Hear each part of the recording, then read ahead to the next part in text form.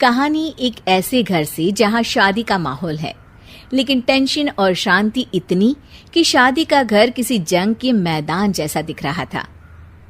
अरे जैसा मर्जी डेकोरेशन कर दो, पैसों की चिंता मत करो। इतना पैसा जब लड़के वालों को दे दिया तो फूल वालों को देने में मुझे क्या दिक्कत है? अरे धीरे बोलो ना, साफ लग रहा है कि फ्रस्ट्रेटेड हो। अरे तुम तो चुप ही रहो। एक बेटी संभाल नहीं पाई। सारा दिन मैं काम पर जाता था, सोचता था घर पर बच्चों को अच्छे से संस्कार मिल रहे होंगे, लेकिन नहीं, मैडम को तो अपनी किटी और फैशन से फुर्सत मिले तब ना। माँ चुपचाप वहां से चली जाती है। समझ में नहीं आता कि आखिर शर्मा खानदान में हो क्या रहा है। कल तक चिड़िया सी फुदकने वाली शीना की शादी यूं अचानक एक मोटे काले लड़के से क्यों हो रही है? शीना कमरे में हाथ में गुड़िया लिए बोलती है, मेरे साथ जो हो रहा है ठीक हो रहा है। तुम तो सब जानती हो, साहिल मेरे लिए भगवान है। अब जब वो ही नहीं मिला तो फिर कोई भी हो, जिंदगी ही तो जीनी है, जी लेंगे। बाहर शीना की बुआ किसी से बात करती है। अरे मोटा नहीं, उसे तो खाते पीते घर का कहते हैं। अब ओबेरॉय का नाम भी किसी को बताने वाली बात है। उनका इकलौता लड़का तो करोड़ों की सामी तो है ही। अरे हमारी शीना बिटिया तो रानी बनेगी, रानी। इन सब के बीच कहीं कोने पर शीना हाथ में मेहंदी सजाए बैठी थी और आंखों में आंसू सजाए। और वो समय भी आ जाता है जब शीना मंडप के नीचे हाथ में वरमाला लिए खड़ी होती है, लेकिन तभी अफरा तफरी मच जाती है। कोई कहता है, अरे लड़के की माँ को हार्ट अटैक आ गया। अरे अच्छी खासी थी, कैसे हो गया? अरे कहते हैं ना, किसी किसी लड़की के पैर अच्छे नहीं होते। हो सकता है कि मनहूस है ये लड़की। शीना पास खड़ी सब सुन रही थी। फिर शीना अपने कमरे में आ जाती है। शादी ये कहकर नहीं होती कि लड़की मनहूस है। अब लगातार शीना के लिए लड़के देखने आते, लेकिन आस पड़ोस या किसी के कहने पर शादी हर बार टूट जाती। लेकिन एक दिन, अंकल, मैं काफी दिनों से आपसे मिलने की कोशिश कर रहा था, लेकिन हिम्मत नहीं हो पा रही थी।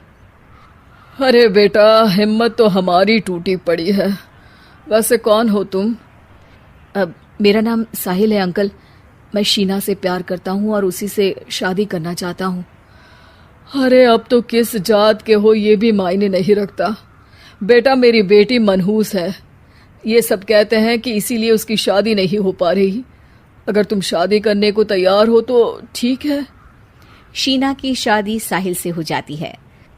अगले दिन साहिल की माँ का देहांत हो जाता है और एक बार फिर लोग शीना को अपशकुनी कहने लगते हैं। अरे खा गई दीदी को ये। अरे क्या जरूरत थी साहिल किसी मनहूस को घर लाने की? पर बुआ, माँ की तो तबीयत पिछले कई साल से खराब थी। डॉक्टर्स ने जवाब दे दिया था। क्या पता ये भी उनका सौभाग्य हो कि वो बहू का मुंह देख पाई।